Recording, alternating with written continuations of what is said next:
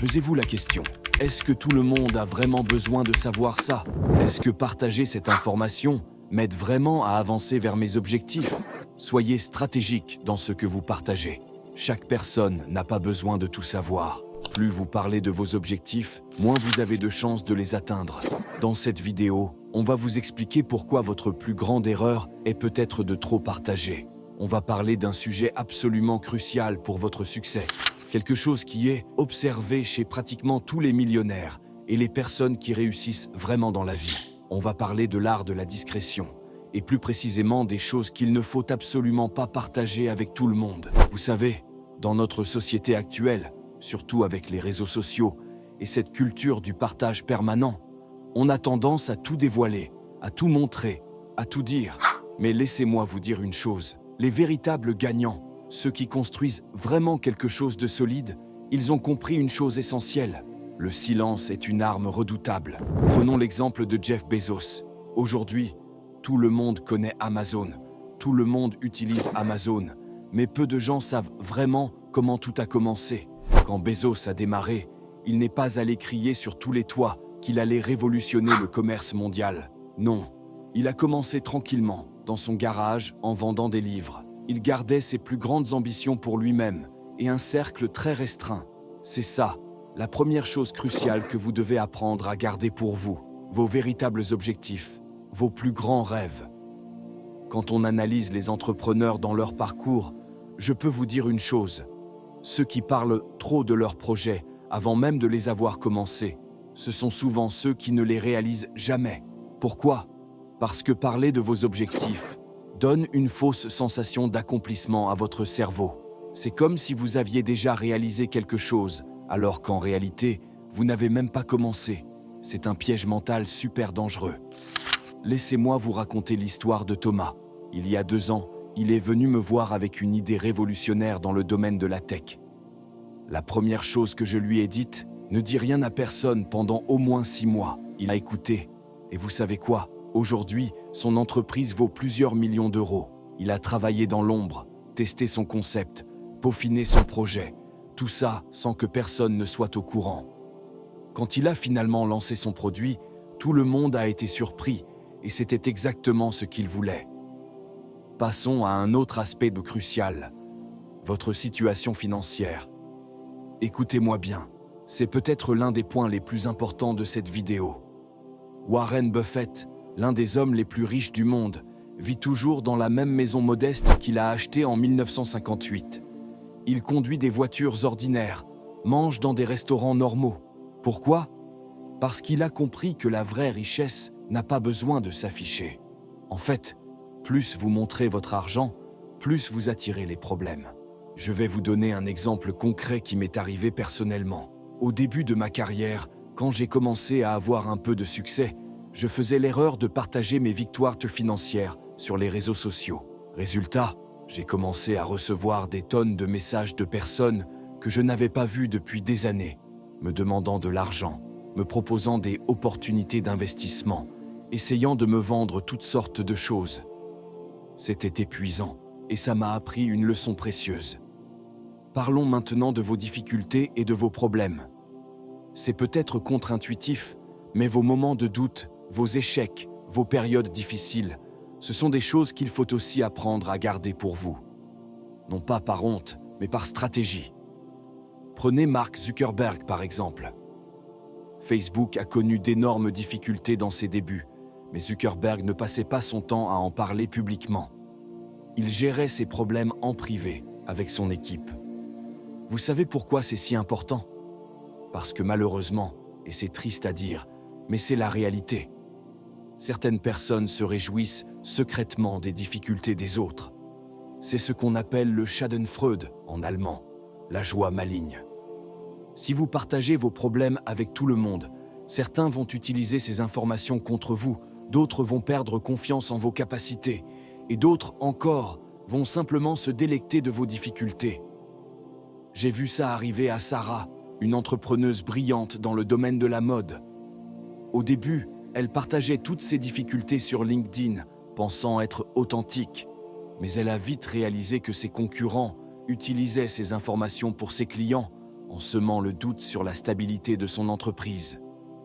Aujourd'hui, elle gère ses défis en privé, avec un petit groupe de confiance, et son entreprise n'en va que mieux. Maintenant, parlons de vos sources de connaissances et de vos stratégies d'apprentissage. C'est un point crucial que beaucoup négligent. Elon Musk, par exemple, est connu pour être un grand lecteur, mais il ne révèle jamais toutes ses sources d'informations. Pourquoi ? Parce que l'information, c'est du pouvoir. Quand vous trouvez une source d'information précieuse, une formation qui change vraiment la donne, un mentor qui vous guide vraiment bien, gardez ça pour vous. Je vais vous donner un exemple personnel. Il y a quelques années, j'ai découvert une méthode d'investissement qui m'a permis de multiplier mes rendements par 3. Vous pensez que j'ai partagé ça avec tout le monde ? Bien sûr que non. J'en ai fait profiter uniquement mon cercle proche, les personnes qui m'ont toujours soutenu. Parce que si tout le monde utilise la même stratégie, elle perd de son efficacité. Un autre aspect crucial à garder pour vous. Vos prochaines étapes, vos projets en cours. Steve Jobs était un maître dans ce domaine. Apple est connu pour sa politique du secret absolu concernant ses nouveaux produits. Cette stratégie crée non seulement de l'anticipation, mais elle protège aussi l'entreprise de la concurrence. C'est exactement la même chose dans votre vie personnelle et professionnelle. Imaginez que vous prévoyez de changer d'emploi. Si vous en parlez trop tôt, votre employeur actuel pourrait l'apprendre et cela pourrait compromettre votre position. Ou si vous développez un nouveau projet, le fait d'en parler trop tôt pourrait permettre à quelqu'un d'autre de vous voler votre idée et de la réaliser avant vous. Je ne compte plus le nombre de fois où j'ai vu ça arriver. Parlons maintenant de vos relations importantes, vos contacts professionnels, vos mentors. Bill Gates rencontre régulièrement d'autres leaders mondiaux, mais vous ne le verrez pas poster des selfies de ses rencontres sur Instagram. Les relations importantes se cultivent dans la discrétion.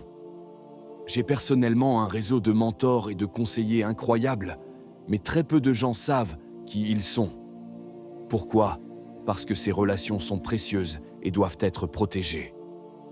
Je vais vous raconter l'histoire de Michael, un entrepreneur qui a compris ça très tôt. Il a passé des années à construire son réseau dans l'ombre, créant des liens solides avec des investisseurs et des leaders d'industrie. Pendant ce temps, ses concurrents passaient leur temps à se vanter de leur connexion sur LinkedIn. Aujourd'hui, devinez qui a réussi à lever des millions pour son projet ?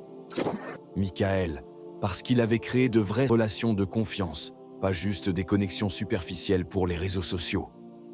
Maintenant, comment gérer les questions indiscrètes ?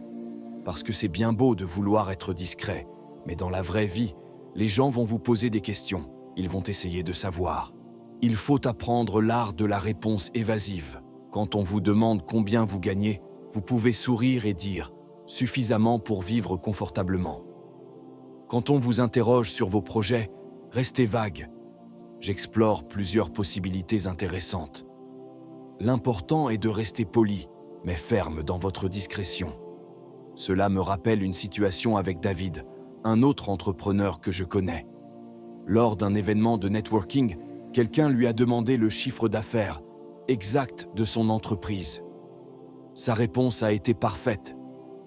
Nous sommes en croissance constante et nos clients sont satisfaits. Simple, professionnel, mais sans révéler d'informations cruciales. C'est exactement comme ça qu'il faut faire. Bien sûr, il y a des exceptions à cette règle de la discrétion. Il y a des personnes avec qui vous devez partager certaines informations. Votre conjoint ou partenaire de vie, vos mentors de confiance, votre équipe proche, vos conseillers professionnels, comme votre avocat ou votre comptable. Mais même avec ces personnes, soyez stratégique dans ce que vous partagez. Chaque personne n'a pas besoin de tout savoir. La clé est de créer des cercles de confiance, comme des cercles concentriques. Au centre, il y a vous, et peut-être une ou deux personnes qui savent tout. Puis, à mesure que les cercles s'élargissent, les informations partagées deviennent de plus en plus limitées. C'est comme ça que font les plus grands leaders, et c'est comme ça que vous devez faire aussi. Je vais vous donner un dernier exemple qui illustre parfaitement l'importance de la discrétion. Lisa, une entrepreneuse dans le domaine du bien-être, avait l'habitude de tout partager sur les réseaux sociaux. ses revenus, ses objectifs, ses stratégies. Elle pensait que ça inspirait les autres. Mais elle a remarqué que chaque fois qu'elle annonçait un nouveau projet, des concurrents la copient immédiatement. Elle a donc changé complètement d'approche. Maintenant, elle ne communique sur ses projets que lorsqu'ils sont déjà bien établis. Résultat, son entreprise a triplé son chiffre d'affaires en 1 an. Vous voyez, la discrétion n'est pas de la paranoïa ou de la méfiance. C'est de la sagesse, c'est de la stratégie. Les plus grands succès se construisent souvent dans l'ombre avant d'éclater au grand jour. Comme dit le proverbe, le vide fait du bruit, le plein est silencieux. Les personnes qui réussissent vraiment, qui construisent quelque chose de solide et durable, ce sont souvent les plus discrètes. Alors, voici ce que je vous propose de faire dès aujourd'hui. Faites l'inventaire de tout ce que vous partagez actuellement, vos objectifs, vos finances, vos problèmes, vos stratégies, vos relations. Pour chaque élément, je vous garantis que si vous commencez à appliquer ce principe de discrétion dans votre vie, vous verrez des changements positifs très rapidement. Vous aurez plus de contrôle sur votre image, plus de liberté dans vos actions et surtout, plus de chances de réussir vos projets sans interférence extérieure. Avant de terminer cette vidéo, je veux vous dire une dernière chose. La discrétion est un super pouvoir dans un monde où tout le monde veut tout montrer, tout dire, tout partager. C'est votre arme secrète pour construire quelque chose de solide et durable. Nous arrivons à la fin. Si cette vidéo vous a apporté de la valeur, n'oubliez pas de vous abonner à la chaîne pour ne manquer aucun de nos prochains contenus. Laissez-moi un commentaire avec le mot « discret » si vous êtes d'accord avec ce message et dites-moi quelle partie vous a le plus marqué. À très bientôt pour les prochaines vidéos.